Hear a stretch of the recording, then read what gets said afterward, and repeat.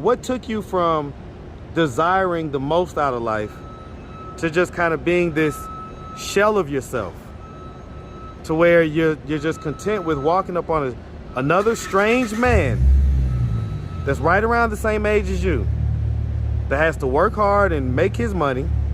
You're comfortable walking up to me and asking me for money. Why? Well, yeah, of course, I'm gonna try to make sure you have something in your pocket, man, but dude, honestly, you should not even ask me for money. You should never ask any man or any person for money. You are a man. You are a black man.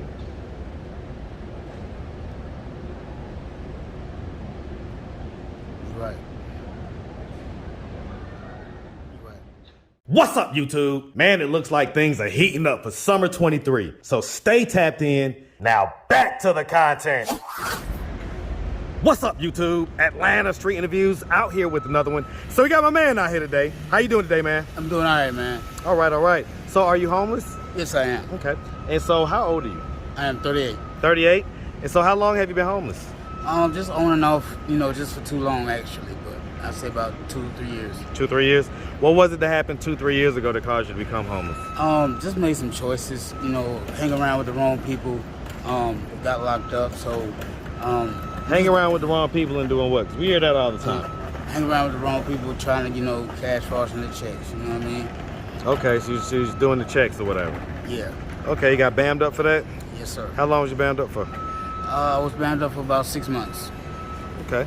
And so I guess, how long ago did you get out? I'd say back in January, February. And so that's when you've been homeless since then? Yes, sir. Okay. Where was you living before that? I was living in Marietta.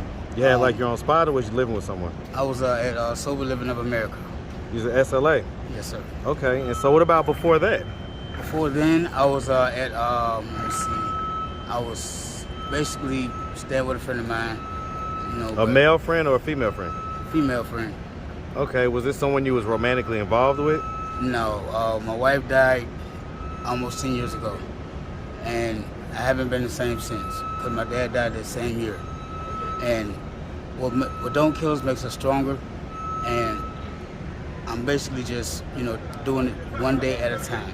Okay, and so let's kind of talk about that. So, first, do you have any kids? No, I do not. No? Okay. And so you say that you've been married before. Yes. How many times?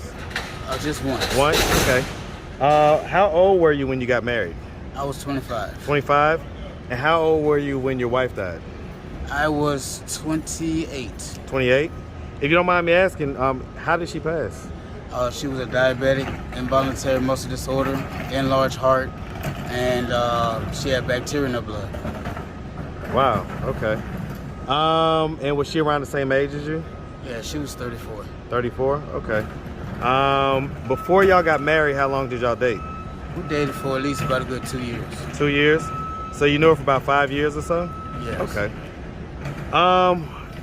What was it about her passing that caused you to kind of go into this downward spiral? She was very supportive. She would give the shirt off her back and go in the closet and get another one. I mean, was she basically like the breadwinner of the house? We worked together. We worked together. We was a team, you know what I'm saying? And I go to work and she'll get hers, and we just split it down, 50-50. Okay. Why haven't you been able to bounce back though? I gotta replace all my credentials. I am a driver. So let's before we do all that, right? I get that, and I understand the logistical stuff, right? But do we have a drug issue? No. So there's no drug issue whatsoever. And has there been any mental illness diagnosis? I was born on the fetal alcohol syndrome, and since then, I guess you would say, people that I've lost has kind of mentally got to me. People like who? My mom, I lost her at 13. Wife, dad, auntie, and I try to keep in touch with my family as much as possible, but I guess they treat me with the silent treatment right now. Why? I mean, I had asked my aunt one day, and she was like, "It's not you, it's just the way it is." Well, I mean, is there any part of it that you play in it? Well, I mean,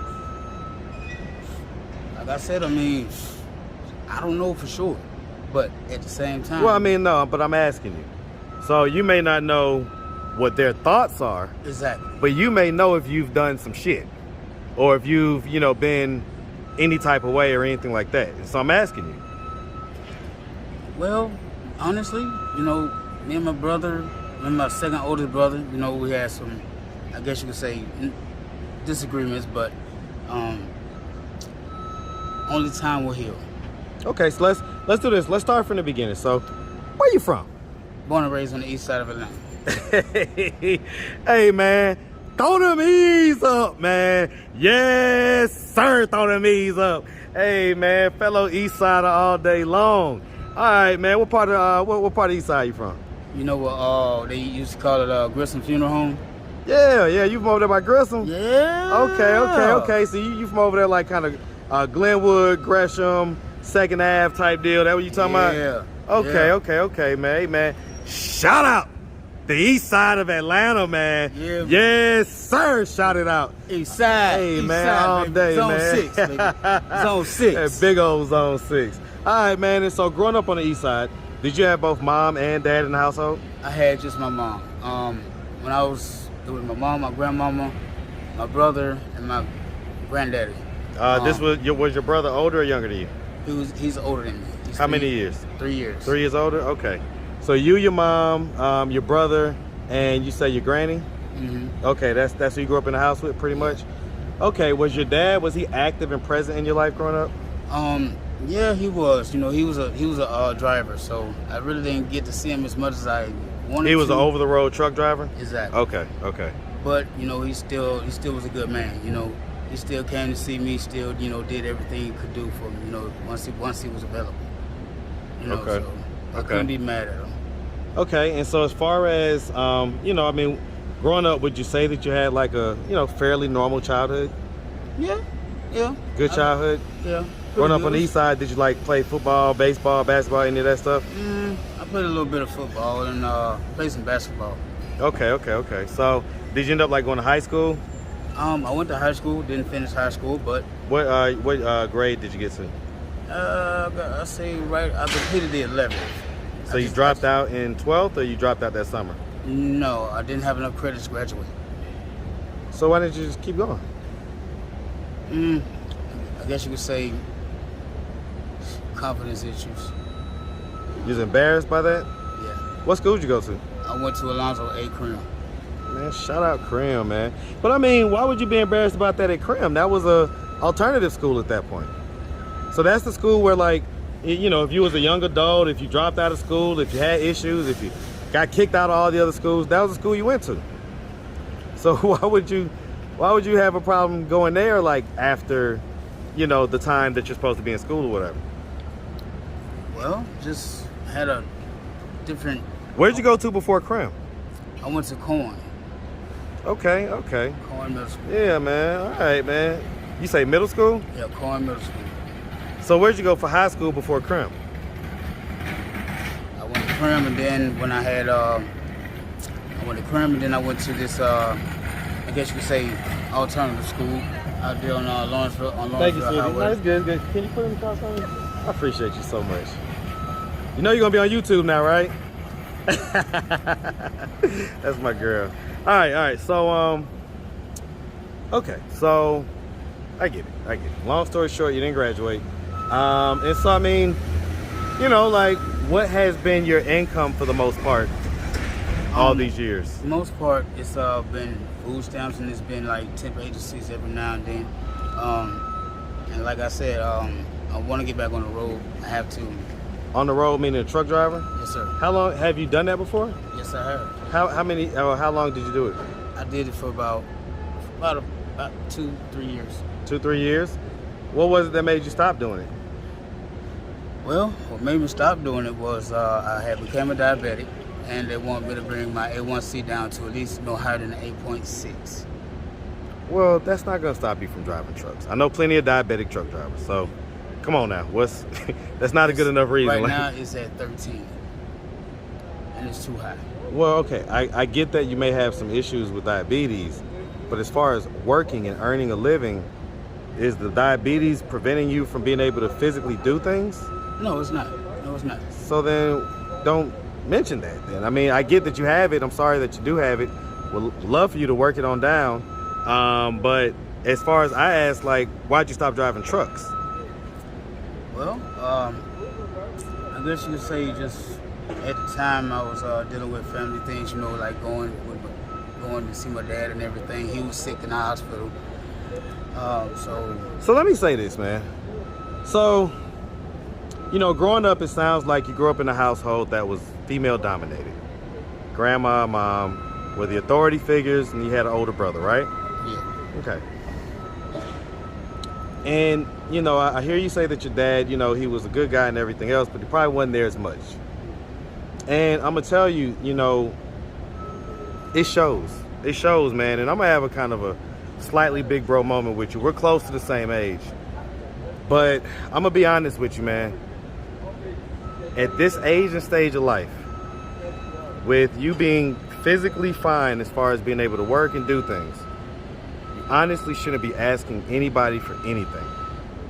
Okay? Now, the reason why we did this interview is because you came up to me and I told you, hey, man, I'm kind of just taking the day off and everything else, but you know, you just wanted some change. And so I said, cool, let's do the interview. But man, you know, that's why I ask about like what type of income you've had and things like that, because you got to step it up, brother. You got to step it up, man. This ain't it. Asking for change, saying I'm about to do this, about to do that, and not having really good reasons why you would stop making income. That's not, I haven't heard a good reason yet.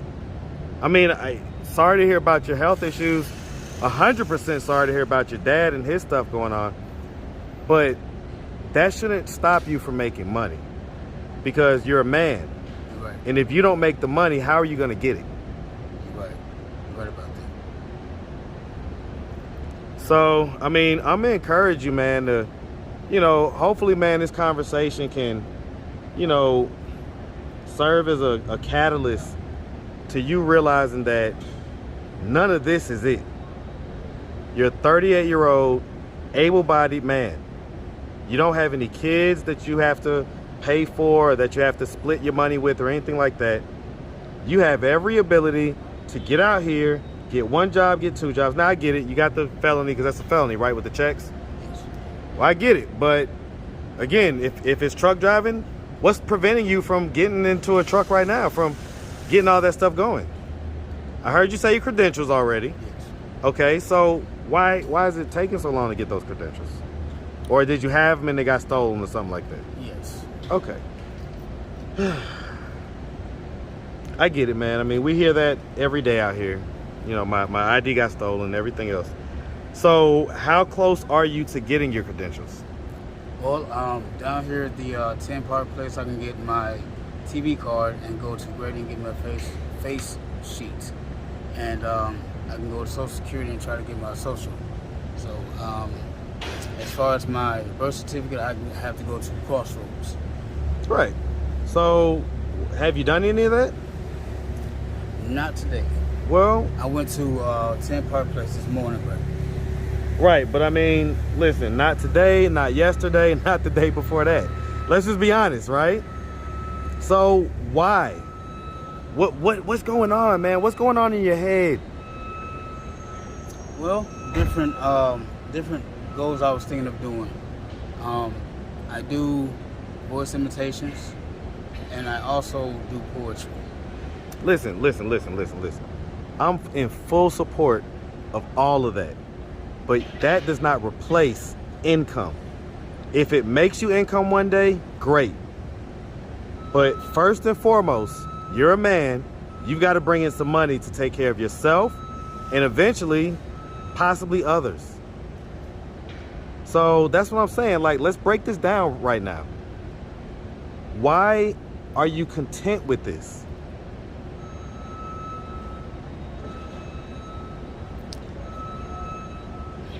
Well, I'm not.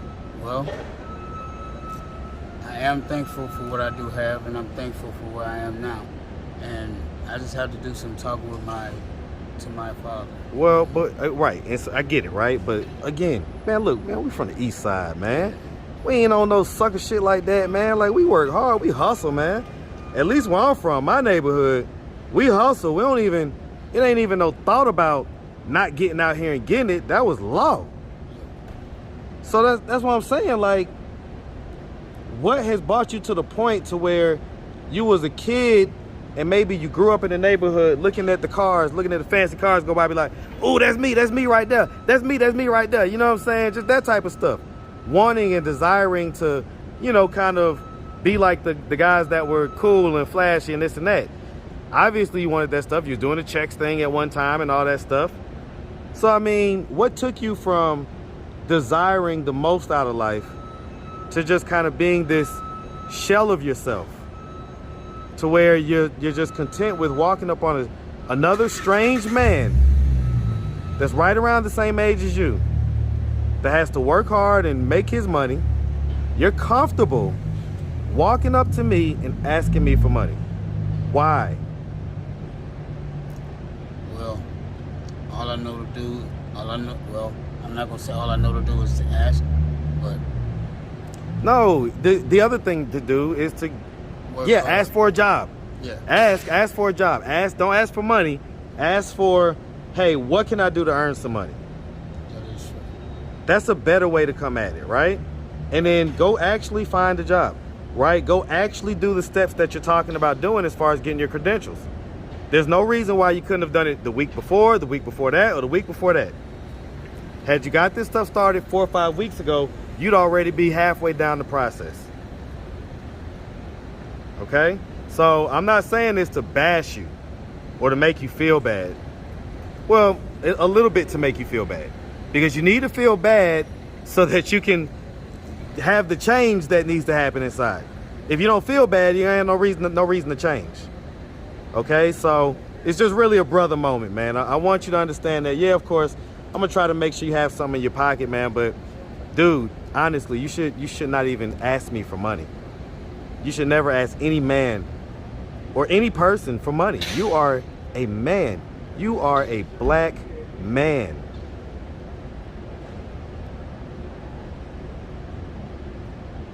You're right.